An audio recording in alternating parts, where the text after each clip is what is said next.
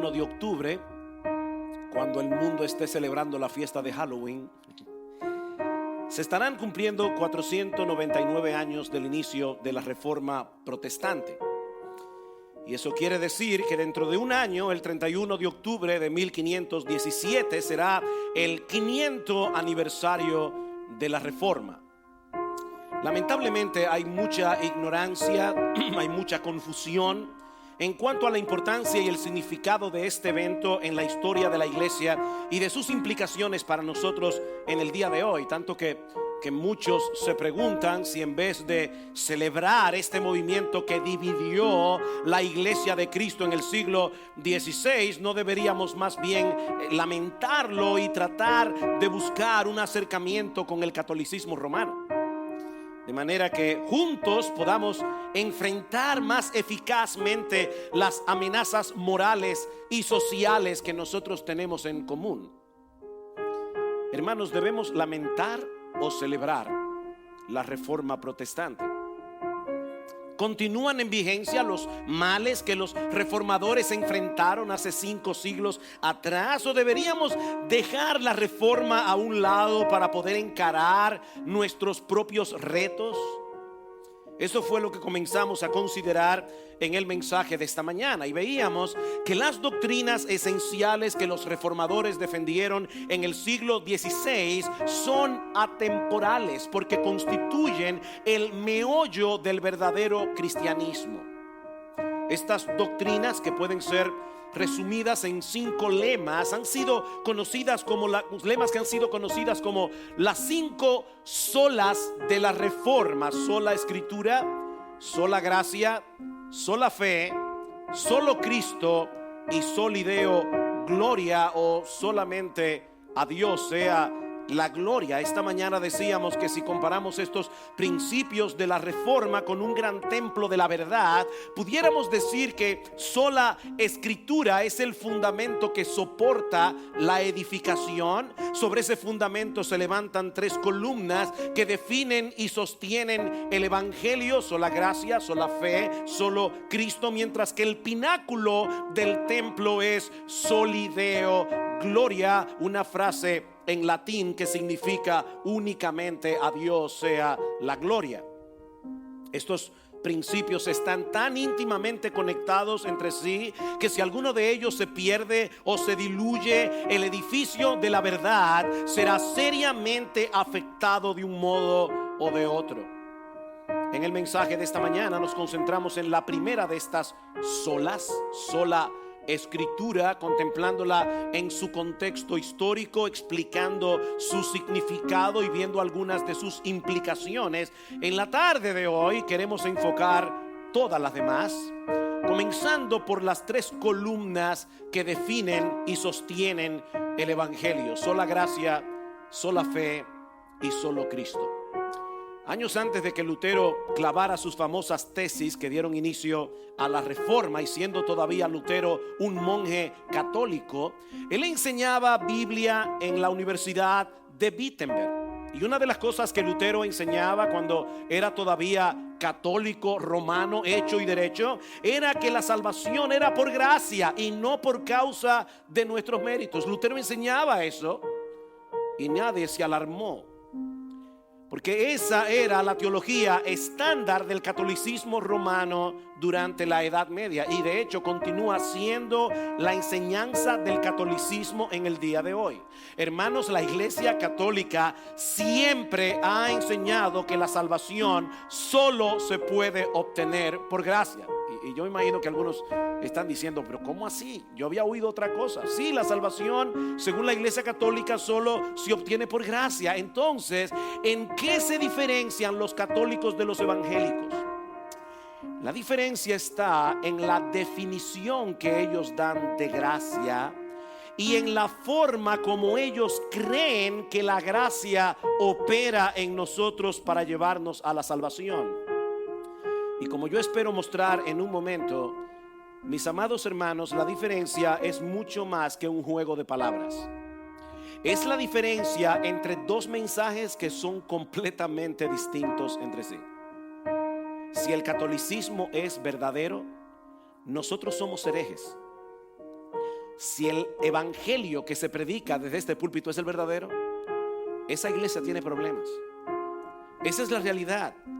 Según la Iglesia Católica Romana, la gracia es algo, obviamente es difícil de definir algo, pero es algo que Dios le da a aquellos que se preparan adecuadamente para recibir esa gracia a través de los sacramentos. Muchos de ustedes eran católicos y recordarán el bautismo, la confirmación, la penitencia, etcétera, los 7 sacramentos.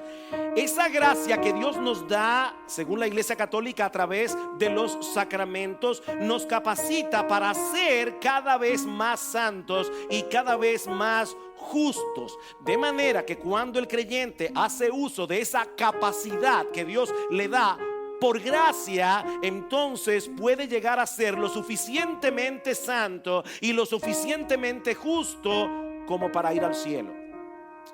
Sin ánimo de ser irrespetuoso, alguien compara el concepto de gracia en la teología católica romana con una lata de Red Bull.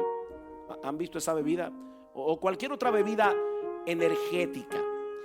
Esa bebida de gracia, la lata sería en este caso los sacramentos, el Red Bull, el contenido es la gracia. Esa bebida energética de gracia es suministrada a todos aquellos que la quieran y que la busquen apropiadamente a través de los sacramentos. Y en la medida en que esa persona que ya ha sido capacitada por la gracia, como ellos la definen, haga uso de ella para ser cada vez más santos y hacer buenas obras, en esa misma medida esa persona se está preparando para ir al cielo. Ahora la pregunta ¿es ese concepto de gracia que nosotros encontramos en las Escrituras? Por supuesto que no, hermanos. La gracia no es una cosa que Dios da. La gracia no es una cosa que Dios da y que nos capacita o que nos energiza para hacer el bien. No, mis hermanos, la gracia es la buena disposición del mismo Dios. Es algo que está en el carácter de Dios. Es la buena disposición que hay en Dios para ofrecer gratuitamente la salvación a personas que merecen ser condenadas. Eso es gracia. Vayamos por un momento al capítulo 2 de la carta de Pablo a los Efesios. Y yo sé, mis amados hermanos, que este es un pasaje por demás conocido por la mayoría de ustedes, pero si hay algo que nos enseña en este pasaje de la carta a los Efesios, es que Dios no nos capacita para obrar y luego nos concede la salvación si obramos. Esa no es la enseñanza del capítulo 2 de la carta a los Efesios. Lo que Pablo nos enseña en este capítulo es que más bien Dios decidió concedernos la salvación de pura gracia cuando no podíamos hacer absolutamente nada que nos hiciera merecedores de ella. Capítulo 2 de Efesios. Y Él os dio vida a vosotros. ¿Cuándo? Que estabais muertos en vuestros delitos y pecados. Él os dio vida. En el momento en que Dios les dio vida, ustedes, tú y yo, estábamos muertos en nuestros delitos y pecados, en los cuales anduvisteis en otro tiempo según la corriente de este mundo, conforme al príncipe de la potestad del aire, el espíritu que ahora opera en los hijos de desobediencia, entre los cuales también todos nosotros en otro tiempo vivíamos en las pasiones de nuestra carne, satisfaciendo los deseos de la carne y de la mente, y éramos por naturaleza hijos de ira, lo mismo que los demás. Pero Dios, o sea, nosotros estamos en esa condición. Pero Dios, que es rico en misericordia, por causa del gran amor con que nos amó. ¿Cuándo nos amó Dios? ¿Cómo estábamos nosotros? ¿En qué condición nos encontrábamos tú y yo cuando Dios decidió amarnos? Dice Pablo en el versículo 5, cuando Dios nos amó, aún cuando estábamos muertos en nuestros delitos y pecados, nos dio vida juntamente con Cristo. Y ahora Pablo introduce entre paréntesis: por gracia habéis sido salvados. Obviamente tiene que haber sido por gracia, tiene que haber sido por una buena disposición de Dios, porque tú y yo andábamos en las pasiones de nuestra carne. Tú y yo éramos hijos del diablo. Tú y yo aborrecíamos al Dios de la Biblia. Pero Dios decidió amarnos. Dios nos dio vida. Y con Él, con Cristo nos resucitó. Y con Él nos sentó en los lugares celestiales en Cristo Jesús, a fin de poder mostrar en los siglos venideros las sobreabundantes riquezas de su gracia por su bondad para con nosotros en Cristo Jesús. Es una bondad de Dios.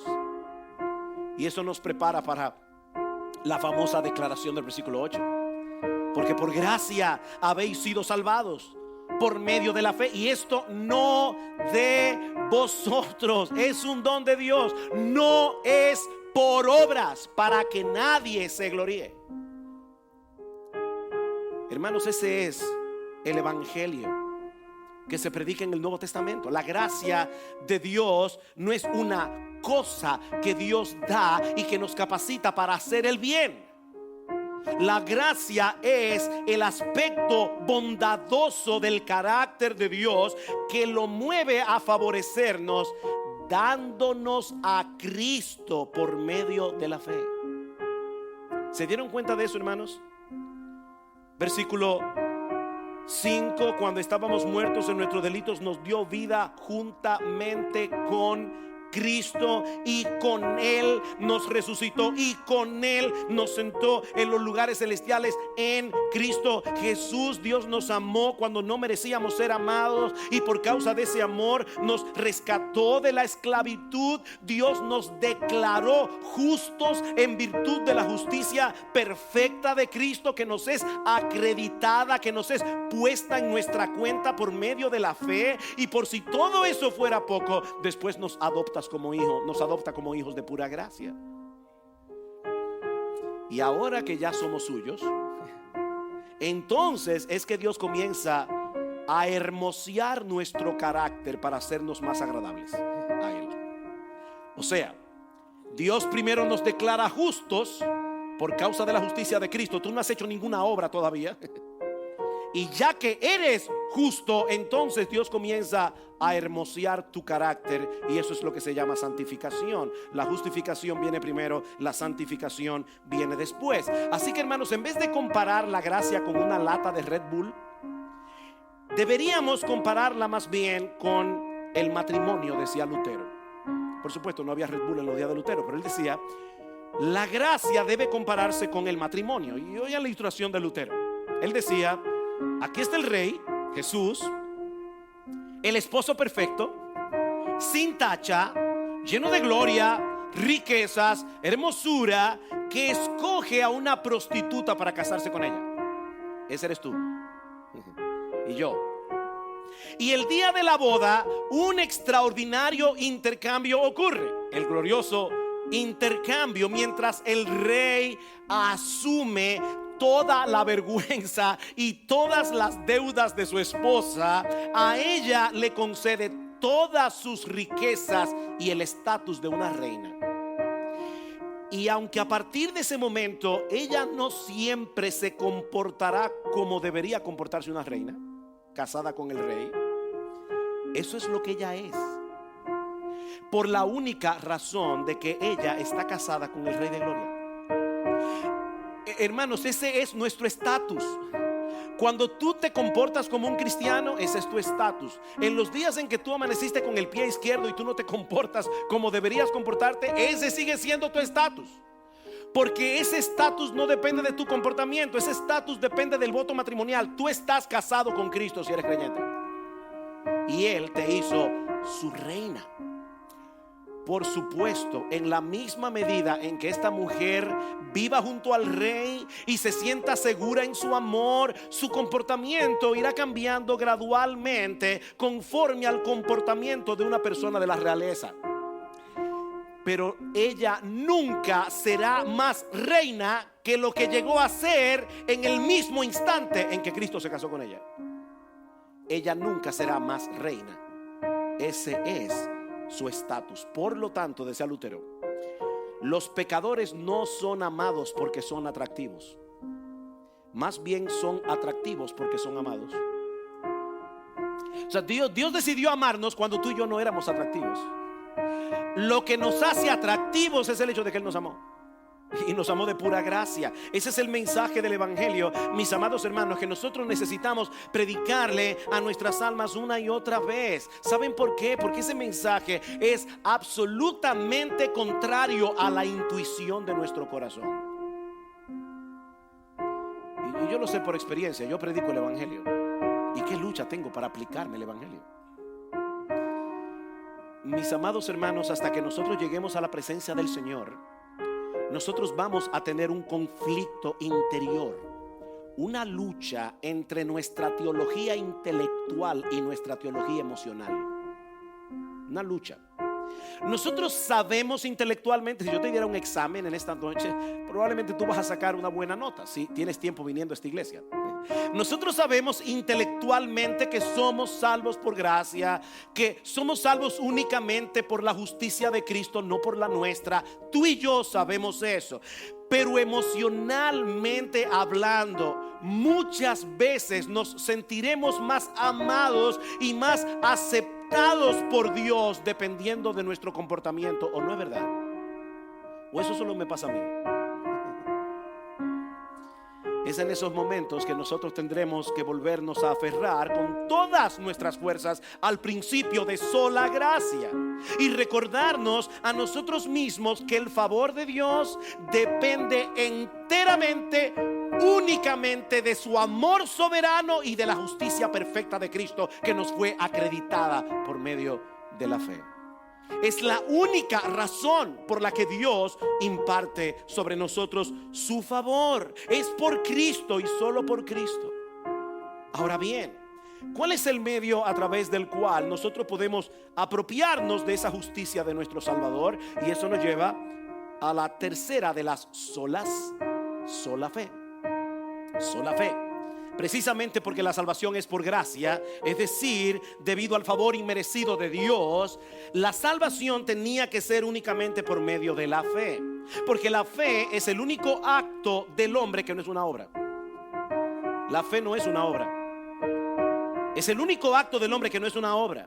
Es por eso que en su carta a los Romanos Pablo contrasta las obras y la gracia como dos cosas que son completamente antagónicas entre sí, para luego llegar a la conclusión de que la salvación tenía que ser por fe para que pudiera ser por gracia. Tenía que ser únicamente por la fe. Por ejemplo, citando el caso de Abraham en Génesis capítulo 15, dice el apóstol Pablo, porque ¿qué dice la escritura? Creyó Abraham a Dios y le fue contado por justicia. Su fe le fue contada, le fue imputada, le fue acreditada como justicia. Pero al que obra no se le cuenta el salario como gracia, sino como deuda. Cada vez que a ti te dan un cheque en tu oficina por el trabajo que tú hiciste en esa empresa, no es una gracia que te están dando. Ellos te deben ese dinero porque tú obraste a favor de esa empresa durante todo el mes. Así que al que obra no se le cuenta el salario como gracia, es una deuda. Mas al que no obra, sino que cree en aquel que justifica al impío, su fe le es contada, le es imputada, le es acreditada por justicia. Mis hermanos, esa es la sorprendente noticia del evangelio, que Dios declara justo al pecador siendo todavía un impío. ¿Vieron eso? ¿A quién justifica Dios? Al impío. ¿Cómo lo justifica? Cuando ese impío descansa únicamente, enteramente por la fe en la persona y la obra de nuestro Señor Jesucristo. Vayan conmigo unos capítulos más atrás en la carta de los Romanos, al texto que Dios usó para abrirle el entendimiento a Lutero con respecto al evangelio. Romanos capítulo 1 versículo 16, dice el apóstol Pablo: porque no me avergüenzo del evangelio, pues es poder de Dios para salvación de todo el que cree, del judío primeramente y también del griego, porque en el evangelio la justicia de Dios se revela por fe y para fe, como está escrito: mas el justo por la fe vivirá. Lutero comenzó a enseñar la Biblia en la Universidad de Wittenberg en el año 1512, es decir, 5 años antes de clavar las famosas tesis, cuando tenía 26 años de edad. Y este pasaje vino a ser como un acertijo para él. Porque en su concepción católica romana, la palabra justicia señala ese atributo de Dios que lo lleva a castigar a todo aquel que es injusto. Entonces, Lutero se preguntaba, ¿cómo es posible que Pablo conecte en este pasaje la buena noticia del evangelio con la justicia de Dios? ¿Cómo puede ser una buena noticia que Dios es justo? ¿Cómo puede ser una buena noticia que Dios en su justicia le va a dar a cada pecador lo que cada pecador se merece? Y Lutero trató por todos los medios posibles, según el catolicismo romano, de poder estar en paz con Dios. Lutero iba al confesionario, se pasaba 2, 3, 4 horas confesando sus pecados al sacerdote, porque uno de los problemas de ese sistema es que tú nunca puedes estar seguro de que has confesado todos tus pecados, y cuando te ponen la penitencia tú no puedes estar completamente seguro de que de verdad tú pudiste satisfacer la justicia de Dios. Y muchas veces cuando Lutero salía del confesionario, a los 5 minutos volvía otra vez porque se le había olvidado confesar otro pecado. Los confesores le tenían pavor a Lutero. Eran horas y horas y horas confesando sus pecados. Lutero llegó a decir: yo llegué a odiar esa frase, la justicia de Dios, y por ende llegué a odiar a Dios mismo. Yo no podía entender cómo Dios, que es perfecto en santidad, le exige a sus criaturas que llenen una medida que nosotros de ninguna manera podemos llenar. Y ahora Pablo me dice a mí que él no se avergüenza del evangelio porque el evangelio revela esa justicia. Dice Lutero, literalmente, cito a Lutero aquí: yo meditaba día y noche en estas palabras, hasta que al fin, por la misericordia de Dios, puse atención a su contexto. Versículo 17: porque en el evangelio la justicia de Dios se revela por fe y para fe, como está escrito: el justo por la fe vivirá. Y entonces Lutero se dio cuenta que la justicia de la que habla Pablo aquí no es ese atributo de Dios que hace que Él castigue el pecado. Es la justicia que Él imputa o pone en la cuenta de los pecadores únicamente por medio de la fe. Es de esa justicia que Pablo está hablando allí. Eso es lo que Pablo continúa enseñando en toda la carta a los romanos. Es la enseñanza que permea todo el Nuevo Testamento. Nosotros somos declarados justos en la presencia de Dios, no por hacer, sino por creer. Cuando Él acredita la justicia perfecta de Cristo en nuestra cuenta por medio de la fe. Cuando lleguen a sus casas, lean Romanos capítulo 3, versículos 19 hasta el final del capítulo. Yo solamente voy a leerles versículo 27. Dice el apóstol Pablo, después de decir: nosotros estábamos perdidos, Dios nos acreditó la justicia de su Hijo. ¿Dónde está pues la jactancia? Queda excluida.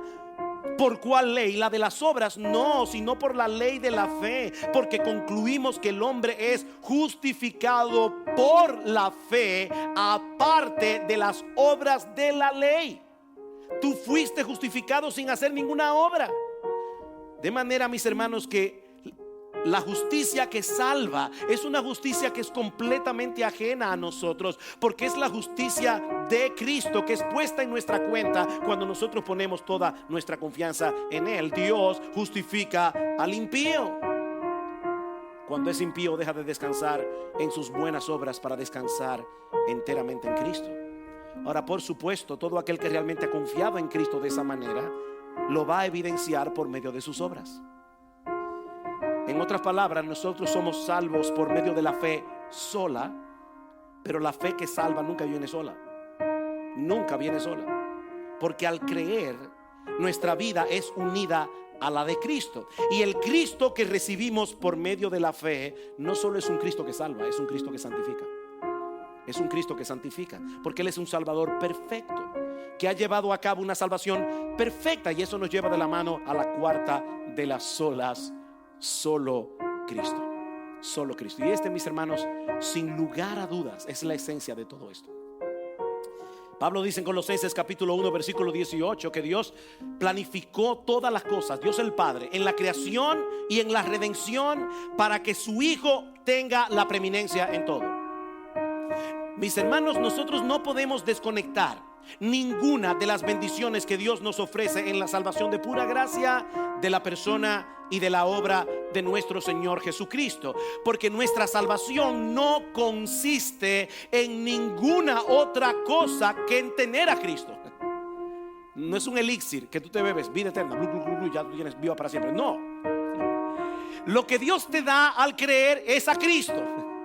Y porque tú tienes a Cristo, estás unido con Cristo, el destino de Cristo es el destino tuyo. Es como dice Pablo en Colosenses capítulo 3 versículo 11: Cristo es el todo en todos. Él es el todo en todos. Cristo hizo dos cosas que nadie más podía hacer. Él satisfizo plenamente la justicia de Dios al obedecer perfectamente todos los mandamientos de la ley, desde la cuna hasta la tumba. Todos los mandamientos, y luego murió en una cruz siendo inocente para pagar plenamente nuestra culpa en la presencia de Dios mismo. Nadie más podía hacer eso. Dice en Hebreos capítulo 10 versículo 14 que Cristo con una sola ofrenda, la ofrenda de sí mismo, Él hizo perfectos para siempre a los santificados. Wow, una sola ofrenda. Me encanta como lo dice Joel Vicky. Él dice: solo Jesús, que es Dios y hombre al mismo tiempo.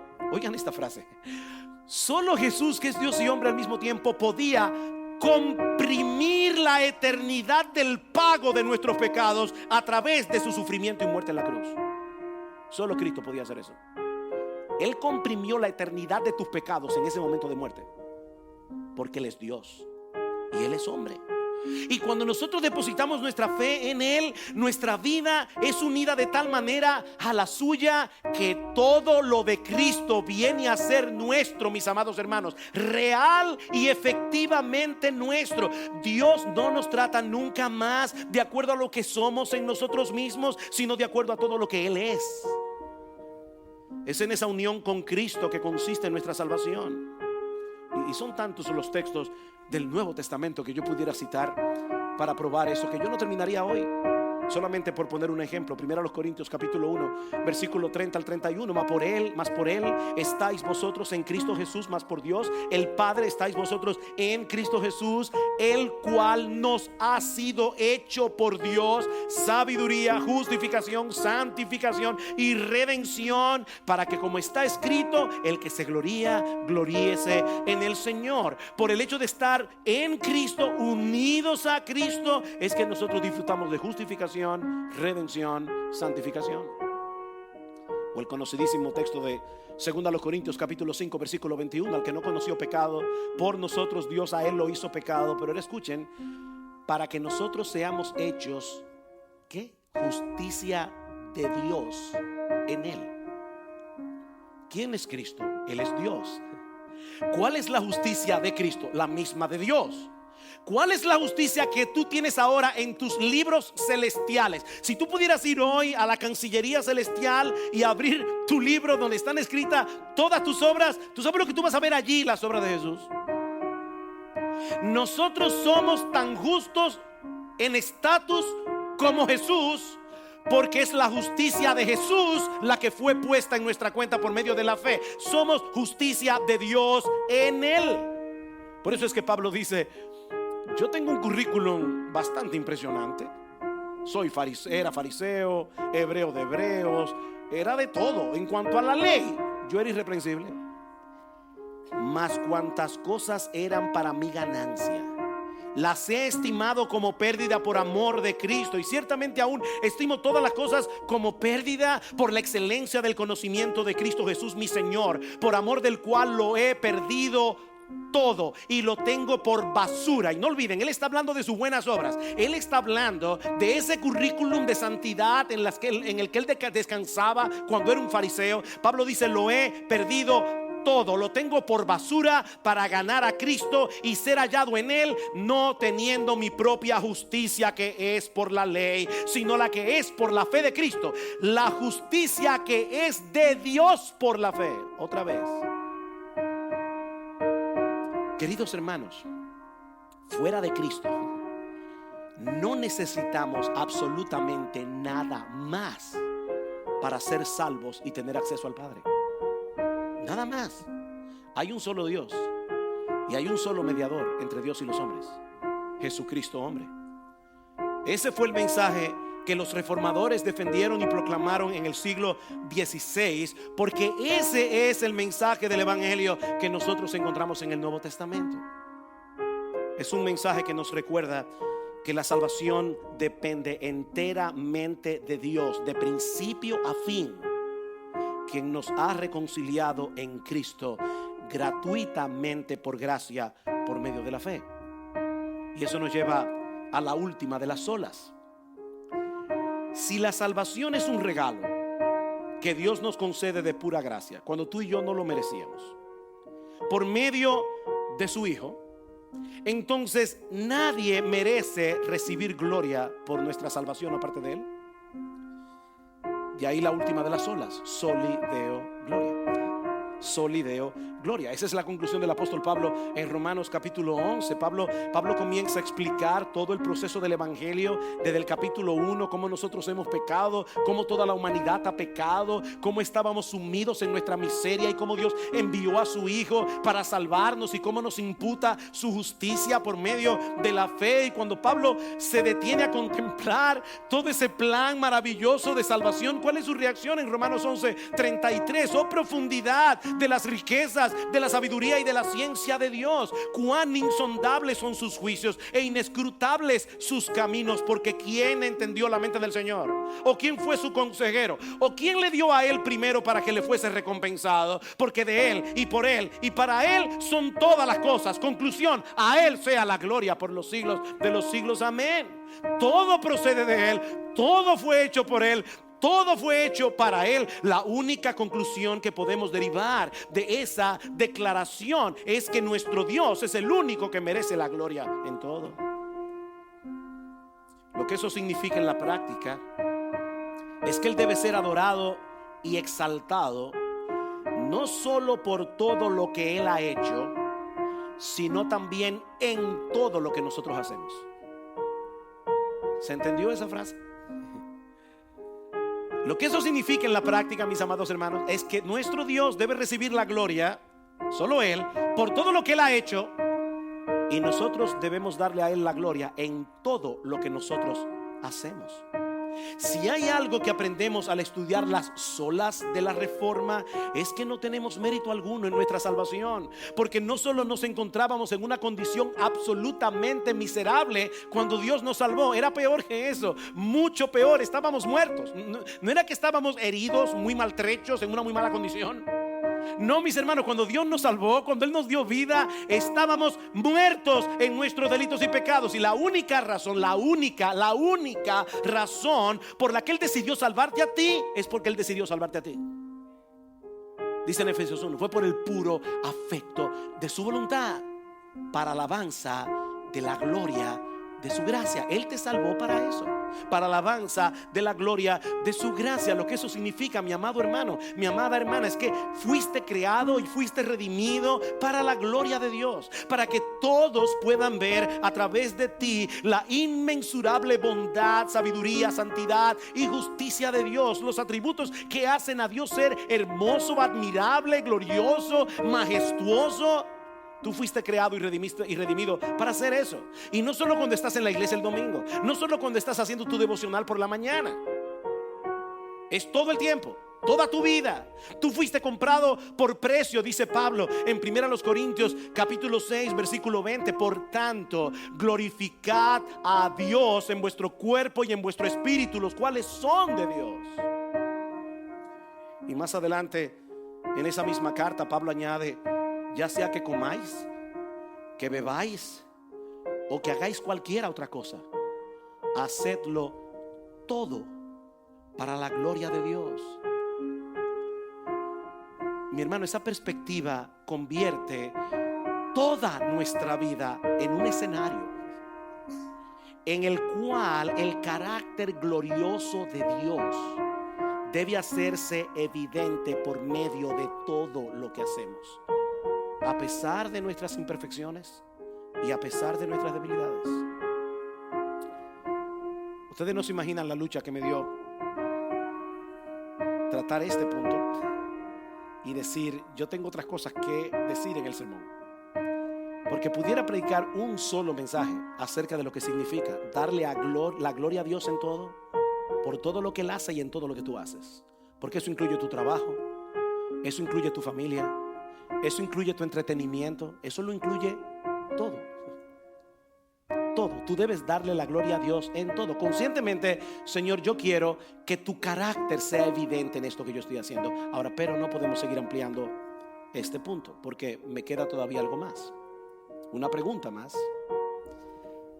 La pregunta que nos movió a predicar estos mensajes en la mañana y en la tarde: ¿debemos lamentar o celebrar la reforma? ¿Por qué es relevante la reforma para nosotros hoy? ¿Por qué los pastores quieren que ustedes conozcan esta historia? ¿Por qué esto es importante? En primer lugar, este tema es relevante porque las diferencias entre el catolicismo romano y el cristianismo bíblico siguen siendo tan irreconciliables como en los días de la reforma. La reforma no ha terminado, hermanos. Las diferencias siguen siendo tan irreconciliables como hace 5 siglos. Y créanme, yo estoy consciente del hecho de que a muchos puede que no le parezca políticamente correcto hablar de ese modo en un momento en que la Iglesia Católica Romana y la Iglesia Evangélica parecen estar enfrentando un enemigo común en el humanismo secularista. Y de verdad que damos muchas gracias al Señor de que un gran grupo de ciudadanos en nuestra nación y en otros países de América Latina, independientemente de sus credos religiosos, estén levantando su voz para frenar el avance de esta agenda inmoral que este humanismo secularista pretende imponernos a la fuerza. Qué bueno, pero cuidado, hermanos. Cuidado, hermanos, porque si en esa batalla moral dejamos de defender el evangelio y proclamarlo con tal claridad que deje en evidencia las falsas doctrinas del catolicismo romano, la medicina será peor que la enfermedad. Cuando el evangelio es comprometido, se pone en juego la salvación eterna de las almas. Se pone en juego la salud y permanencia de la iglesia, y las distorsiones que provocaron la reforma en el siglo XVI permanecen hoy en el catolicismo romano como hace 5 siglos. La iglesia católica es irreformable por su propia doctrina. Solo tenemos que leer el catecismo que la iglesia católica publicó en 1994, el último, para ver cómo el catolicismo continúa sosteniendo la infalibilidad papal. Que por cierto, algunos dicen, pero la iglesia católica ha cambiado mucho después de Lutero. Sí, se ha puesto peor. Se ha puesto peor porque en el tiempo de Lutero todavía no se había decretado la doctrina de la infalibilidad papal. Eso se hizo en el Concilio Vaticano I en el año 1871. Todavía no se había decretado la doctrina de la ascensión de María al cielo. Eso fue después de Lutero. Se ha puesto peor. Todo eso sigue igual. La doctrina de los sacramentos como medios de gracia, la posición de la Virgen María como corredentora con Cristo, entre muchas otras distorsiones del cristianismo bíblico. Este catecismo enseña, y cito, que por medio de su intercesión María continúa trayéndonos el don de la vida eterna. Por lo tanto, la bendita Virgen es invocada en la iglesia bajo los títulos de abogada, ayudadora, benefactora y mediadora. Eso no ha cambiado. En un manual escrito para los sacerdotes dice que María, al entrar en el sacrificio de su divino Hijo a favor de los hombres, hace expiación por los pecados de los hombres. La Iglesia Católica continúa aceptando la declaración del Concilio de Trento, que no fue otra cosa que un concilio de contrarreforma, un concilio que niega abiertamente la doctrina de la justificación por la fe. Dice en el canon número 9 del concilio, escuchen esto: si alguno dijere que el pecador se justifica con la fe sola entendiendo que no se requiere otra cosa alguna que coopere a conseguir la gracia de la justificación. Si alguien dice eso, y que de ningún modo es necesario que uno mismo se prepare y se disponga con el movimiento de su voluntad para ser justificado, que sea anatema. Hermanos, eso es exactamente lo que el Nuevo Testamento enseña con respecto a la justificación, lo que ellos están negando ahí. Que todo lo que Dios requiere del pecador es que abrace a Cristo por la fe. Pero esta doctrina del Evangelio es declarada un anatema por la Iglesia Católica Romana. Y el Señor sabe que no decimos esto por falta de amor por los católicos o por querer generar animadversión contra los católicos. Todo lo contrario. Hermanos, es precisamente porque les amamos que nosotros deseamos de todo corazón que el Espíritu Santo les ilumine el entendimiento para que ellos puedan dejar a un lado toda doctrina humana que les impide abrazar el verdadero evangelio de la gracia de Dios en Cristo, del cual hemos sido hechos partícipes por medio de la fe sola. Así que cuidado, hermanos, porque el movimiento ecuménico que pretende obviar nuestras diferencias con el catolicismo ha tomado un nuevo impulso con la elección del Papa Francisco. Tanto así que ya se está hablando de que el año que viene va a haber una celebración conjunta entre el Papa y un grupo de luteranos en la iglesia luterana sueca. Ellos van a celebrar juntos la reforma. De hecho, a mí no me extrañaría para nada que dentro de unos meses se levante la excomunión que se le puso a Lutero el Papa León X en junio del año 1520. No me extrañaría que le levanten la excomunión a Lutero. Pero como bien ha dicho alguien muy sabiamente, es mejor estar divididos por la verdad que estar unidos por el error. Es mejor estar divididos por la verdad que estar unidos por el error. Así que sí, este tema sigue siendo relevante. En segundo lugar, este tema es relevante porque lamentablemente muchas iglesias que se identifican como evangélicas manifiestan muchas de las mismas distorsiones doctrinales que hicieron necesaria la reforma del siglo XVI. Esto no es solo por la iglesia católica, es por la iglesia evangélica. Mis hermanos, es una pena, pero no son pocas las iglesias que llevan el nombre de evangélicas, en donde las tradiciones humanas son colocadas por encima de la Biblia. No son pocas. No son pocas las iglesias donde el mensaje de salvación por gracia es sustituido por un rampante legalismo, o lo que es 1000 veces peor, por el mal llamado evangelio de la prosperidad que aleja a las personas de Cristo en el nombre de Cristo.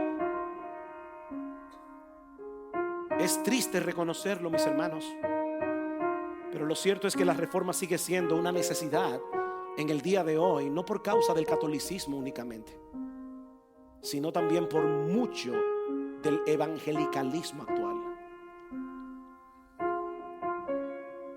Tenemos que seguir proclamando que la Biblia es nuestra máxima autoridad por encima de toda opinión humana. Tenemos que seguir proclamando que la salvación es solo por gracia, solo por Cristo, solo por medio de la fe, para que solo nuestro Dios reciba la gloria. Pero este tema es relevante y seguirá siendo relevante en tercer y último lugar hasta que el Señor regrese en gloria, porque las 5 solas de la reforma constituyen el resumen doctrinal del verdadero cristianismo. Esto es cristianismo. Como decíamos esta mañana, los reformadores del siglo XVI no trataron de crear una nueva religión, sino de regresar a la pureza del cristianismo bíblico. Es por eso que los herederos de la reforma no seguimos ciegamente a los reformadores, sino que siguiendo el ejemplo de ellos, volvemos continuamente a las Escrituras para examinar nuestras vidas y nuestro ministerio. Somos una iglesia reformada, que a nadie le quepa duda. Esta iglesia es una iglesia reformada.